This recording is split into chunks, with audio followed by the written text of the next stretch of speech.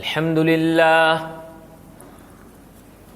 لله نحمده ونستعينه ونستغفره ونعوذ بالله من شرور أنفسنا ومن سيئات أعمالنا من يهده الله فلا مضل له ومن يضلله فلا هادي له ونشهد أن لا إله إلا الله وحده لا شريك له ونشهد أن سيدنا ومولانا محمدا عبده ورسوله أما بعد فأعوذ بالله من الشيطان الرجيم بسم الله الرحمن الرحيم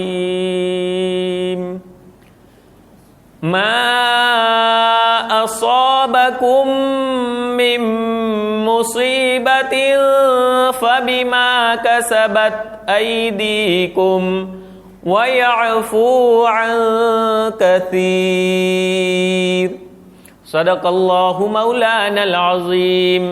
درود شریف پڑھ لیجیے.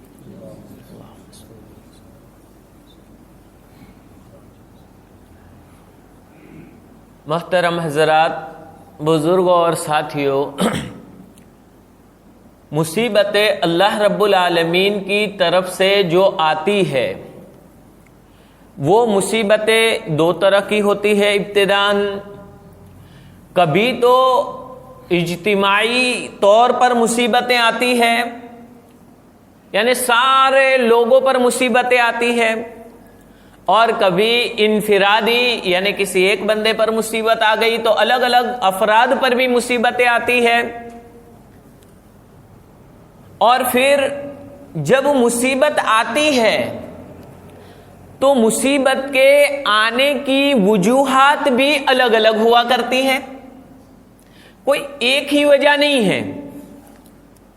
مصیبت جب آتی ہے تو تین وجہ سے آتی ہے، تین الگ الگ وجہوں سے مصیبت اللہ رب العالمین ڈالتے ہیں. کبھی تو مولا اپنے بندے پر مصیبت ڈالتے ہیں، حالانکہ بندہ اللہ والا بھی ہوتا ہے، نیک بھی ہوتا ہے، دیندار بھی ہوتا ہے، نمازی بھی ہوتا ہے، اس کے باوجود مصیبت آتی ہے.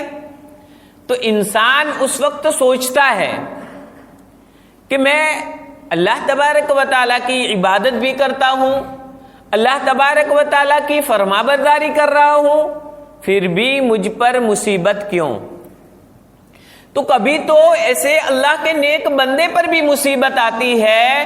وہ مصیبت اس لیے آتی ہے کہ کبھی عبادات کے ذریعے سے وہ جس مقام کو حاصل کر سکتا ہے اس مقام سے بھی اللہ رب العالمین اپنی محبت اور اپنے پیار کی وجہ سے بڑا مقام دینا چاہتے ہیں کہ بندہ میں تو تجھے آخرت میں اس سے بھی بڑا مقام دینا چاہتا ہوں.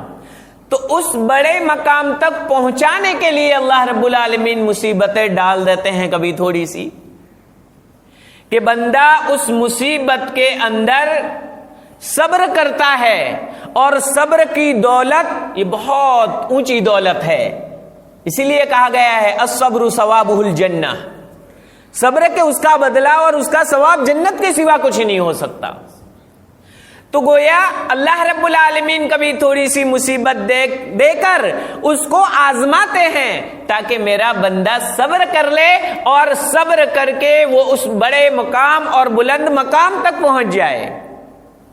اس لیے کبھی کبھی آزمائش کے لیے اور صبر کر کے صبر پر جو اجر و ثواب ہے وہ اس کو دینا چاہتے ہیں، اس لیے مصیبت آتی ہے. اور کبھی مصیبت آتی ہے اپنے اعمال کی وجہ سے. اب یہ اعمال کی وجہ سے بھی جو مصیبت آتی ہے اس کی مثال یوں سمجھے کہ اس میں بھی اللہ رب العالمین کا پیار اور اللہ رب العالمین کی محبت چھپی ہوئی ہے. جیسے مثال سمجھے کہ ایک بچہ رو رہا ہے. ظاہری بات ہے کوئی بھی دیکھتا ہے بھائی بچہ کیوں رو رہا ہے, کسی بھی کو دل میں رحم آ جاتا ہے, وہ فوراً کہتا ہے کہ بھائی بچہ کیوں رو رہا ہے, تحقیق کرو. جب تحقیق کرتے ہیں دیکھتے ہیں کہ پاس میں رلا رہی ہے اس کی والدہ ہی خود, یعنی چپ کرنے والی ہی رلا رہی ہے. تو اب ایسے موقع پر کوئی کچھ نہیں کہے گا بلکہ خاموش ہو جائیں گے. کیوں رلا رہی تھی والدہ؟ والدہ اس لیے رلا رہی تھی کہ بچے نے اپنے کپڑوں میں پیشاب اور پاخانہ کر دیا تھا. اب اگر اسی طرح رکھتے بچہ نہ روتا, لیکن والدہ کپڑوں کو نکال رہی ہے, اس کو دھو رہی ہے, پانی ڈال رہی ہے, بچہ رو رہا ہے, چیخ رہا ہے, اس کے باوجود والدہ اس کو صاف کر رہی ہے. بچہ رو رہا ہے, چیخ رہا ہے, دوسرے دیکھنے والے دور والے سمجھ رہے بچہ رو رہا ہے, حالانکہ والدہ اس کو صاف کر رہی ہے. وہ والدہ کتنی محبت کی وجہ سے ایسی گندگی کو صاف کرتی ہے. وہ ہمارا مولا, وہ ہمارا رب, وہ پروردگار بھی ہم سے محبت کرتا ہے. جب ہم گناہوں کی گندگی میں لت پت ہو جاتے ہیں, جب ہم برے کاموں میں لگ جاتے ہیں, جب گندگی ہم سے ہو جاتی ہے, اللہ رب العالمین چاہتے ہیں میرا بندہ اس گندگی کے اندر لگ گیا ہے تو اس بندے کو ان گناہوں سے صاف کرنے کے لیے اللہ رب العالمین مصیبتیں ڈال دیتے ہیں. بندہ چیختا ہے, بلبلاتا ہے, روتا ہے, اس کے باوجود اس پر مصیبتیں ڈال دی جاتی ہے تاکہ وہ بندہ توبہ کر لیوے, گڑ گڑا لیوے, 2 آنسو بہا لیوے اور اپنے آپ کو پاک اور صاف کر لیوے. یہ اللہ رب العالمین کی محبت ہوتی ہے. اب جب ایسے موقع پر مصیبت آ جاوے تو پھر انسان 2 طرح کا ہو جاتا ہے. کبھی مصیبت عذاب کے طور پر بھی اللہ رب العالمین کی طرف سے آتی ہے. یہ دوسری تو اللہ رب العالمین اس مصیبت کے ذریعے سے بندے کے گناہوں کو معاف کرنا چاہتے ہیں. میں نے بتلایا 3 وجہوں سے مصیبت ہے. پہلی, بندہ گنہگار تو نہیں ہے لیکن اس کے درجات کو بلند کرنا ہے, اس لیے مصیبت آتی ہے. کبھی تو مصیبت آتی ہے بندہ گنہگار ہے اور اس کے گناہوں کو معاف کرنا ہے, گناہوں کی معافی کے لیے اس پر کچھ مصیبتیں ڈال دی جاتی ہے. بندہ گڑ گڑائے, روے اور وہاں سے واپس آ جائے. جس غلط راستے کو اس نے چن لیا ہے, غلط راستے پر وہ چل پڑا ہے, مولا کی ناراضگی والے راستے پر چل پڑا ہے, مولا کی دشمنی والے راستے پر چل پڑا ہے. مولا چاہتے ہیں میرا بندہ وہاں سے لوٹ کر آ جائے, گناہوں کو چھوڑ دے اور ان گناہوں سے پاک اور صاف ہو جاوے. میرے سامنے آ کر تھوڑا سا گڑ گڑا لیوے, میرے سامنے آ کر 2 آنسو بہا لیوے اور آنسو بہا کر اپنے گناہوں سے پاک اور صاف ہو جاوے. اس لیے اللہ رب العالمین اس پر مصیبت ڈال دیتے ہیں. اور کبھی بندہ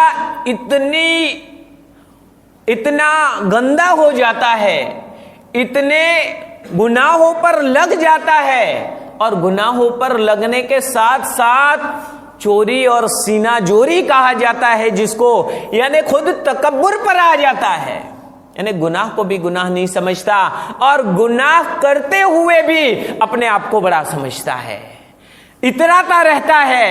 گناہ کرنے کے باوجود اس پر کوئی اثر تک نہیں ہوتا. جب اس طرح آدمی ہو جاتا ہے, گناہ بھی کرے اور گناہ کرنے کے بعد بھی پھر سختی دکھاتا ہے, تکبر کرتا ہے, رب کے سامنے گڑ گڑانے کے بجائے وہ اپنے آپ کو بڑا سمجھتا رہتا ہے, پھر اللہ رب العالمین اس کو پھینک دیتے ہیں. پھر اس پر جو مصیبتیں آتی ہے وہ اللہ رب العالمین کا عذاب ہوتا ہے. عذاب کے طور پر اللہ رب العالمین مصیبتیں ڈال دیتے ہیں.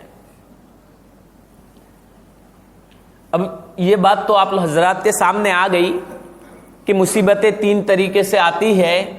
اب یہ اخیری جو 2 چیزیں ہیں کہ مصیبت بندہ کیسے پہچانے گا کہ مجھ پر جو یہ مصیبت آئی ہے وہ مصیبت میرے گناہوں کے معاف کروانے کے لیے آئی ہے یا اللہ رب العالمین کا عذاب بن کر آئی ہے؟ کیسے پہچانے گا؟ اس کو پہچاننے کے لیے بھی تھرمومیٹر ذکر کیا ہے علماء کرام نے قرآن و حدیث کی روشنی میں. اس کا تھرمومیٹر یہ ہے، اس کی پہچان یہ ہے کہ جب کسی بندے پر مصیبتیں آ جائے، جب کسی بندے پر مصیبتیں آئیں تو مصیبت کے آنے کے بعد بندہ مسجد کا رخ کرتا ہے، اللہ تبارک و تعالیٰ کی طرف دوڑتا ہے، گڑ گڑاتا ہے اور روتا ہے، اسے توبہ کی توفیق نصیب ہوتی ہے. سمجھ لو یہ اللہ رب العالمین کی طرف سے رحمت ہے، اور اللہ رب العالمین اس کے ذریعے سے بندے کو اپنا قریب کرنا چاہتے ہیں اور اس کے گناہوں کو معاف کرنا چاہتے ہیں، اس کو گناہوں کی گندگی سے پاک اور صاف کرنا چاہتے ہیں. اور اگر مصیبت آ جائے اور مصیبت کے بعد اتنا ہائے واویلا کرنے لگے کہ خدا سے دور ہو جائے، بعض لوگ ہوتے ہیں مصیبت کی وجہ سے خدا سے اور دور ہو جاتے ہیں اور گناہ میں لگ جاتے ہیں، اب یہ بندے کے لیے بہت ہی بڑی خطرے کی گھنٹی ہے کہ یہ مصیبتوں کا پہاڑ جو ٹوٹا ہے اس پر عذاب کے طور پر ٹوٹا ہے، اسے توبہ کرنے کی سخت ضرورت ہے. ابھی بھی سنبھل جائے تو موقع، ورنہ پھر گیا کام سے. اللہ رب العالمین کی نافرمانی ہر بندے سے ہوتی ہے. اللہ کے نبی صلی اللہ علیہ وسلم نے فرمایا کلکم خطاؤ، تم سب گنہگار ہو، گناہ ہر ایک سے ہوتا ہے، لیکن گناہ کو گناہ سمجھ کر اس پر افسوس کرنا اور تھوڑی دیر سوچنا کہ میری زندگی کیسی گزر رہی ہے، مجھ سے کیسے کیسے گناہ ہو رہے ہیں، میرے مولا کو میں ناراض کر رہا ہوں، میرے نبی کو میں ناراض کر رہا ہوں.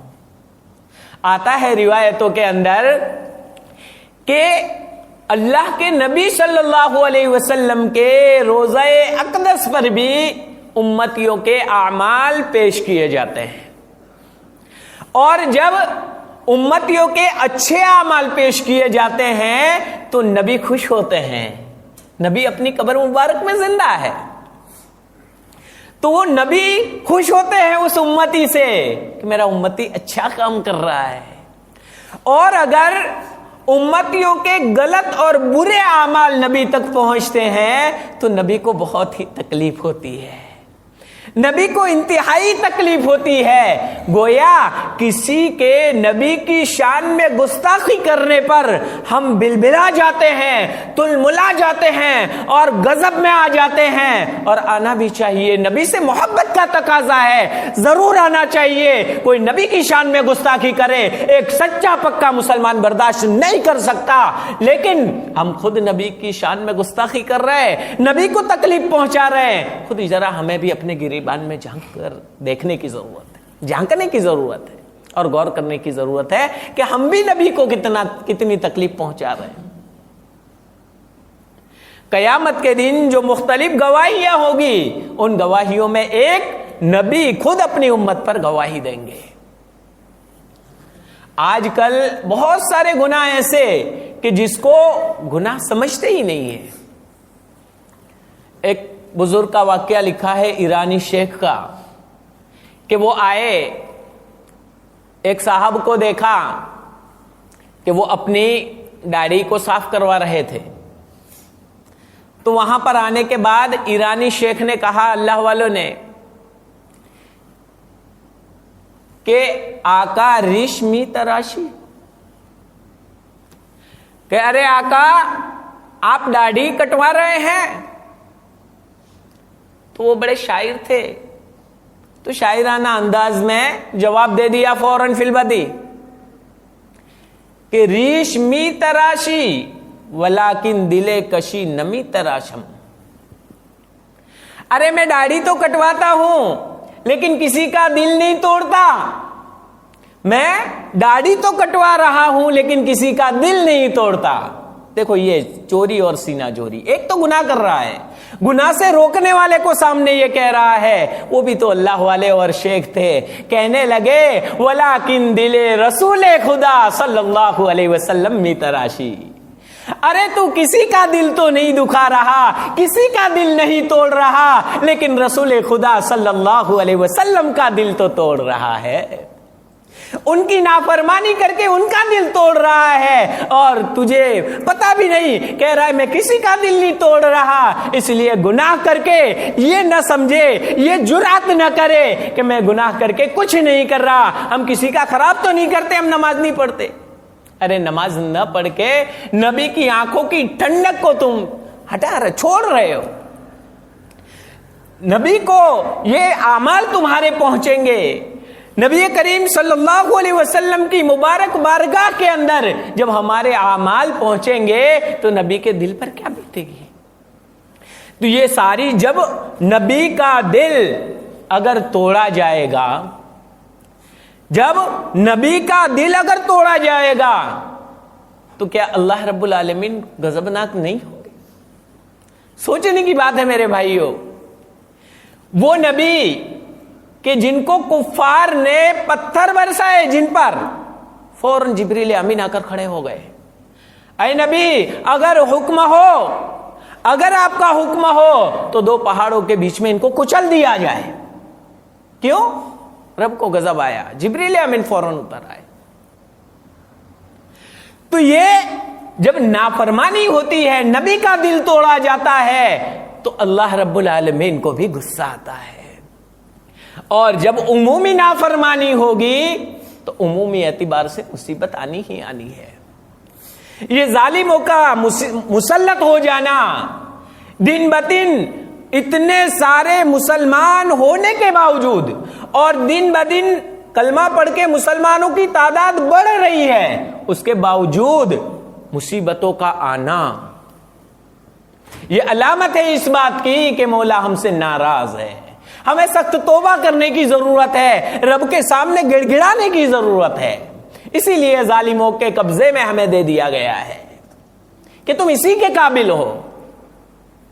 اس لیے یہ لوگ ظلم کر رہے ہیں. ارے دوسروں سے کو کوسنے سے پہلے, سب سے پہلے ہمیں اپنے آپ پر, اپنے گریبان میں نظر کرنے کی ضرورت ہے کہ ہم نے اپنے اعمال کو کتنا بگاڑ دیا ہے. اپنے اعمال کو درست کرنے کی ضرورت ہے. ہمارے اعمال اگر درست ہو جائے, اگر قرآن کا چیلنج ہے کہ وَأَنْتُمُ الْأَعْلَوْنَ إِن كُنْتُم مُؤْمِنِينَ, تم ہی سر بلند رہو گے, تم ہی بلند رہو گے, تم پر کوئی بلند نہیں ہو سکتا اگر تم سچے پکے مومن ہو جاؤ. اب تو ذرا سوچو کہ ہم نے اپنی ایمانیت کو کتنا کھو دیا. دوسری ایک نشانی, یہ ایک نشانی میں نے بتلائی. دوسری نشانی کہ جب مصیبت آ جائے تو انسان کیسے پہچانے. تو دوسری نشانی یہ ہے کہ مصیبت آنے کے بعد بعضوں کے دلوں میں اطمینان اور سکون برقرار رہتا ہے. اطمینان اور سکون برقرار رہے, سمجھ لو کہ یہ مصیبت جو آئی ہے گناہوں کی وجہ سے نہیں, بلکہ رب درجات کو بلند کرنا چاہتے ہیں. اور جب گناہوں کی وجہ سے گنہگاروں پر مصیبت آتی ہے تو وہ پریشان حال ہو جاتے ہیں. یہ ہے اللہ والے اور گنہگاروں کا فرق, ہم جیسے لوگوں کا فرق. اللہ والوں کے دل اللہ کے عشق میں اور اللہ سے ہونے کا یقین ان کے دلوں میں اتنا گہرا بیٹھ جاتا ہے کہ جب بھی کوئی مصیبت آتی ہے تو وہ یہی سوچتے ہیں کہ میرا رب مجھے اس حال میں رکھنا چاہتا ہے, اور اے مولا جس حال میں تو رکھے تیرا بندہ خوش ہے. یہ شکر گزاری, اس کو کہا جاتا ہے رضا بالقضاء. اللہ والے حضرت مفتی اعظم صاحب دامت برکاتہم العالیہ, ایک مرتبہ ہم جا رہے تھے, نکل رہے تھے دروازے سے, اور دروازہ تھوڑا سا سر ٹکرا گیا تو فوراً ان کی زبان سے, دیکھیے اللہ والوں کی پہچان, ان کی زبان سے یہ نکلا اے اللہ آپ اگر سزا دینا چاہے، آپ اگر کسی کو عذاب دینا چاہے تو کسی جاندار کے بھی محتاج نہیں، خود انسان کو اپنے ہی ہاتھوں بے جان کے ذریعے سے بھی سزا دے سکتے ہیں۔ پھر کہتے ہیں اے اللہ آپ نے تو یہ تھوڑا سا لگایا، میں تو اس کا مستحق تھا کہ پورا سر ہی میرا پھوڑ دیا جاتا، تیرا کرم ہے کہ تو نے مجھ پر اتنی چھوٹی سی مصیبت ڈال کر مجھے چوکنا کیا۔ حالانکہ اللہ والے تہجد کبھی چھوٹتی نہیں، ایسے پابند لوگ، یہ اللہ والے دل میں ایسی اللہ کی محبت رکھتے ہیں اور اپنے آپ کو ایسا گنہگار سمجھ رہے ہیں، اور ہماری کیا حالت ہو چکی ہے، سارا دن رات گناہوں میں لبریز رہنے کے باوجود بھی اپنے آپ کو سمجھتے ہیں سب سے پکا مومن۔ یہی ہمارے اندر کمی ہے۔ تو اللہ رب العالمین سے سچی پکی توبہ کرے، سچا استغفار کر کے اللہ رب العالمین کے سامنے گڑ گڑائے اور اللہ رب العالمین سے دعا کرے کہ اللہ رب العالمین ان عام مسلمانوں پر سے یہ ساری مصیبتوں کو دور فرما دے، اور اقرار کرے کہ یہ واقعتاً ہمارے نحوست اور ہمارے گناہوں کے سبب ہو رہا ہے، اس لیے اے اللہ ہم سچی پکی توبہ کرتے ہیں، آپ ہمیں معاف فرما دیجئے اور ان مصیبتوں سے ہمیں نجات دے دیجئے، اور ہمارے اندر سے بزدلی کو نکال دیجئے، ہمارے اندر جرأت پیدا فرما دیجئے۔ مسلمان کبھی بزدل نہیں ہوا کرتا۔ خیر اللہ رب العالمین سے دعا فرمائے اللہ رب العالمین مجھے اور آپ تمام کو بھی کہیں سنی باتوں پر عمل کرنے کی توفیق نصیب فرمائے، سچی پکی توبہ کر کے اللہ رب العالمین کو راضی کرنے کی ہم سب کو توفیق نصیب فرمائے۔ وآخر الدعوانا الحمدللہ۔